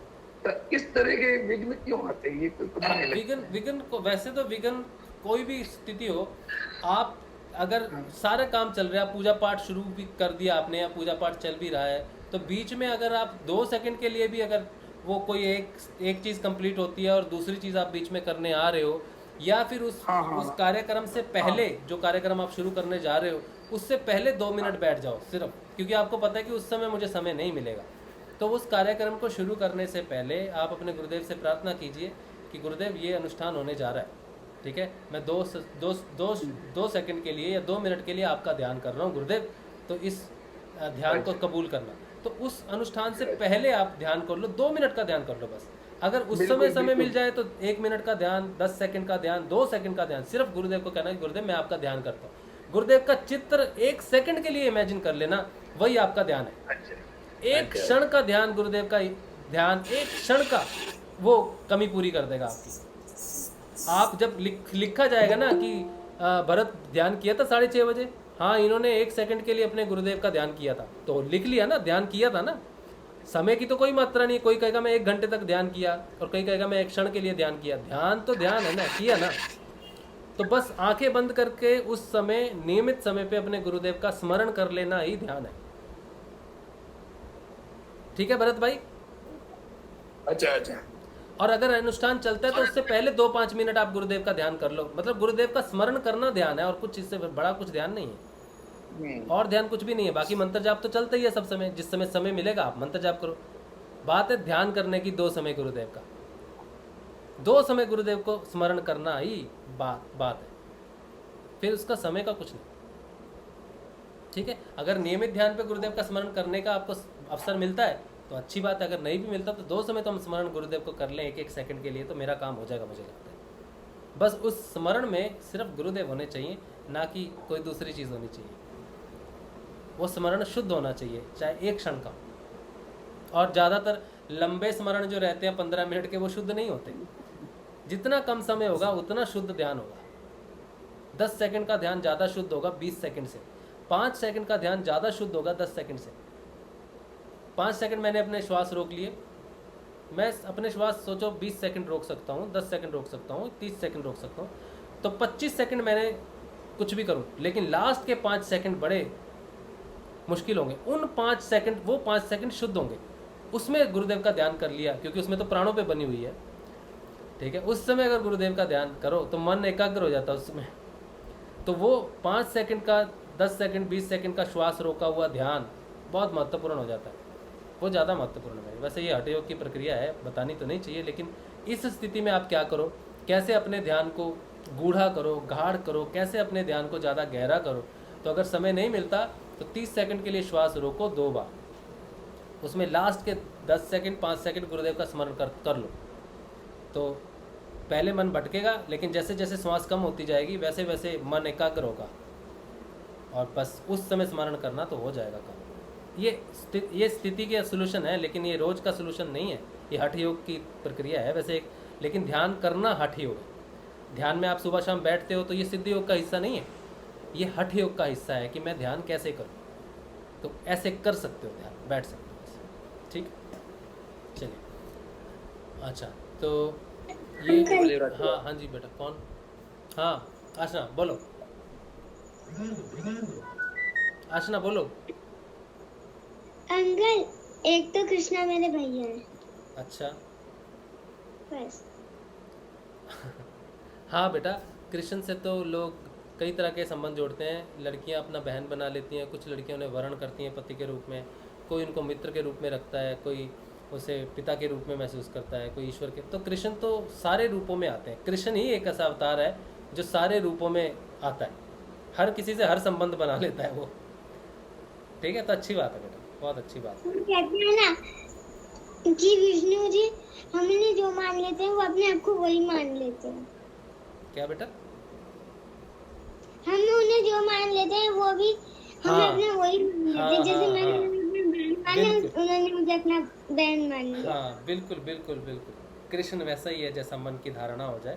इसीलिए कृष्ण को मन जो रथी है, अर्जुन आत्मा है और कृष्ण मन को कंट्रोल करते हैं, तो उनको मन की चाबी दे देनी चाहिए, तो वो वैसा ही लगने लगते हैं जैसी धारणा हम कर लें उनके लिए। बहुत अच्छी। हाँ सुनील। जय गुरुदेव। जय श्री गुरुदेव भाई। राशि भाई, एक अब साधना के पथ पे चलते ना, एक छोटा सा सवाल फिर से खड़ा हो गया है।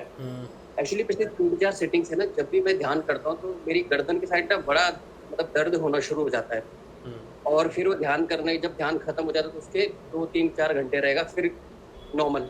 अच्छा। फिर जब नेक्स्ट सेटिंग करूँगा तो वो 2-3 बार, आज तो हल्का दर्द हो, फिर पीछे सर के पीछे भारी सा हल्का हल्का पेन होना शुरू हो गया। कभी डॉक्टर से रिलेटेड कुछ है या अपने साधना में चलता है? साधना में तो मैं अभी उसी बात की गई कि आक्रमण होता है शरीर पे, ठीक है। अच्छा। जब प्राण हमारे उठते हैं ना तो कई ऐसी जगहों का कई ऐसी जगहों से गुजरते हैं जहाँ पर कभी ऊर्जा गई नहीं। तो ये जो दर्द होना है, जैसे बाजू में दर्द हो गया, कंधों में दर्द हो गया, छाती में दर्द हो गया, सिर में दर्द हो गया, तो ऊर्जा ऐसी नाड़ियों में जाती हैं जो नाड़ियाँ ब्लॉक रहती हैं। अब मेरी वाइफ का दर्द हो रहा है लेफ्ट हैंड में, सुबह से नाड़ी का दर्द है, तो मैं जिस हिसाब से देखता हूँ कि वो नाड़ी ऐसी नाड़ी है कि बहुत, एक तो मेन नाड़ियाँ हैं, उन मेन नाड़ियों से बहुत सारी सूक्ष्म नाड़ियाँ कनेक्टेड हैं। ऊर्जा नाड़ियाँ भी हैं और रुधिर नाड़ियाँ भी हैं, यानी कि खून की नाड़ियाँ भी हैं और ऊर्जा की नाड़ियाँ भी हैं। तो जब वो कनेक्शन, उसमें जब ऊर्जा बहेगी तो वो दर्द होगा, खुलेगी, वो खुली नहीं हुई चीज़, तो वो खुलेगी तो वो बहुत दर्द होगा। उसको दबाओगे तो आराम नहीं मिलेगा, आयोडेक्स लगा लो, फायोडेक्स लगा लो, कुछ नहीं मिलने वाला उससे, क्योंकि वो ऊर्जा का प्रभाव उस नाड़ी में कभी हुआ ही नहीं। इसीलिए वो दर्द होगा, कुछ दिन होगा दर्द, ठीक है। तो ये इसमें डॉक्टर कुछ नहीं कर सकता, आपको क्या देगा वो दवाई अगर आप बाम लगाओ ना, अगर आपको दर्द होता है बाम लगाओ, ठीक है, अगर तो वो रुधिर नाड़ी है या मांसपेशी के ऊपर क्रिया हुई है तो ठीक हो जाएगी। लेकिन वो अगर सूक्ष्म रूप से नाड़ी पे काम हुआ है तो उस पर कोई दवाई नहीं काम करती। और नहीं, वो अपने आप ही 3-4 घंटे बाद ठीक हो जाता है। हाँ, दर्द तो ऐसा होता है जैसे कभी कभी जैसे मोच का दर्द आ जाता है या कोई नस खिंच जाए, इस तरीके वाला दर्द होता है। हाँ हाँ हाँ, तो वो कई सूक्ष्म नाड़ियाँ हैं, क्योंकि 72,000 नाड़ियों का आप थोड़ी यूज़ कर रहे थे। ऊर्जा बहती है ना तो 72,000 नाड़ियाँ खुलनी है, पता नहीं कितनी नाड़ियाँ बंद है हमारी, कितनी नाड़ियाँ हमारी बंद है। तो जब वो खुलेंगी तो दर्द तो शरीर में होना संभव है, और ये बहुत अच्छी बात है कि दर्द होता है जी राज भाई, क्लियर हो गया। जय श्री गुरुदेव। जय श्री जय श्री। चलिए आज, भैया जी, हाँ जी गोविंद जी। भैया मुझे हृदय चक्र से और ये विशुद्धि चक्र तक पीछे बहुत दर्द हो रहा है। पीठ में दर्द हो रहा है? अब ये हाँ, नाड़ जो ज्वाइंट है ना, मतलब विशुद्धि चक्र से और हृदय चक्र तक, हाँ। यार ये होता है 9 बजे से 10:30 तक रात को। अच्छा, खाने के बाद ना, हाँ। खाने से पहले का ये बात? मैंने खाना खाने के, जब मैं घूमने जाता हूँ ना। अच्छा, घूमने जाते हो, सैर करने? हाँ, तो मैं मंत्र का जाप करता हूँ। अच्छा, 1 घंटा, हाँ। तब होता है ये। अच्छा, तब अगर मंत्र जाप ध्यान के दौरान साधना में कोई विघ्न आ रहा है तो फिर कोई चिंता का बात नहीं है, क्योंकि मैंने अभी जो बात कही ना कि सबसे ज़्यादा मुश्किल साधक के लिए हृदय चक्र और विशुद्धि चक्र के बीच में ही प्रकट होती है। यही दर्द होती है, ऐसा दर्द होता है। बैक में ना, फ्रंट में? नहीं, बैक में, फ्रंट में नहीं। पिन पॉइंट भी दर्द होता है कई बार। तो क्या है कि बिल्कुल पीछे में पिन की तरह दर्द होता है, या फिर ऐसा भी दर्द कई साधकों को होता है कि पिन के रूप में दर्द होता है, ठीक है। गैस का भी दर्द नहीं है, कोई हार्ट की भी कोई प्रॉब्लम नहीं है, फिर भी दर्द होता है, ये भी है। एक होता है कि खिंचाव रहता है पूरा बैक में, ठीक है, खिंचाव रहता है, खिंचाव। हाँ, मांसपेशियों का खिंचाव है। आपको कोई क्रिया नहीं होती ना? नहीं। अच्छा, तो अगर उसी समय में रहता है तो फिर चिंता का विषय नहीं है। अगर वो सब समय बना रहता है तो फिर मेडिकल प्रॉब्लम हो सकती है, लेकिन अगर वो, मुझे होता है 9 बजे से 10:30 तक। अच्छा, 9 बजे से 10:30 बजे तक, ठीक है। कोई हाँ। कितने दिन से हो रहा? जैसे ना, अभी 8-10 दिन हो गए भैया। अच्छा, तो आपने कोई मेडिकेशन ली या फिर कोई मसाज वगैरह कुछ किया? मैं कुछ नहीं करता, जब मैं घर आया तो ठीक हो जाता है।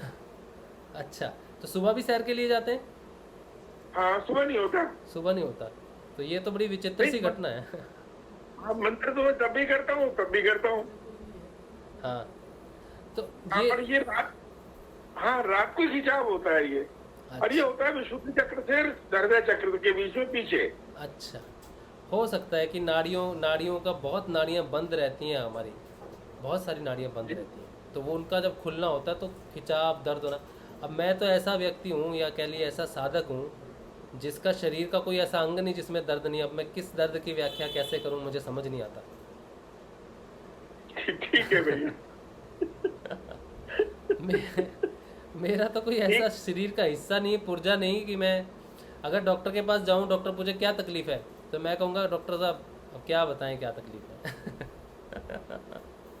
नहीं, ये डॉक्टर का दर्द तो नहीं है भैया मुझे, पर मैं ये पूछ रहा था क्या है ये। हाँ, तो ये वही जो बात हम कर रहे हैं ना कि बहुत सारी प्रभाव हमारी ऊर्जाओं पे पड़ता है, सूक्ष्म रूप से हमारी नाड़ियाँ खुलती हैं, मेन कार्य तो 72,000 नाड़ियों को खोलने का ही है, और जहाँ जहाँ अच्छा। उनमें रुकावट आएगी वहाँ वहाँ आपको दर्द महसूस होगा।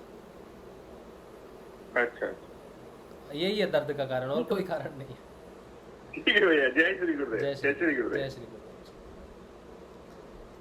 चलिए, आज शनिवार का सेशन थोड़ा लंबा हो गया, हालांकि इसको थोड़ा छोटा रखना चाहिए, हमें बच्चों के लिए कई बार रिपीट हो जाए तो अच्छी बात होती है।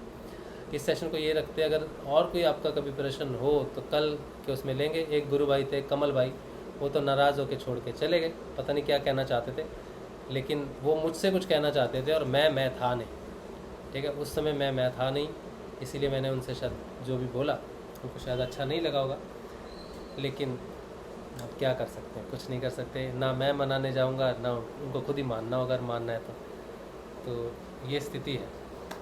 आप सबको जय श्री गुरुदेव। सुबह का ध्यान 6:30 बजे, नियमित साधना अभ्यास करने से साधना में बड़ी तीव्र गति आती है। जय श्री गुरुदेव, जय श्री दादा गुरुदेव। सुबह मिलेंगे। जय श्री, जय श्री, जय श्री।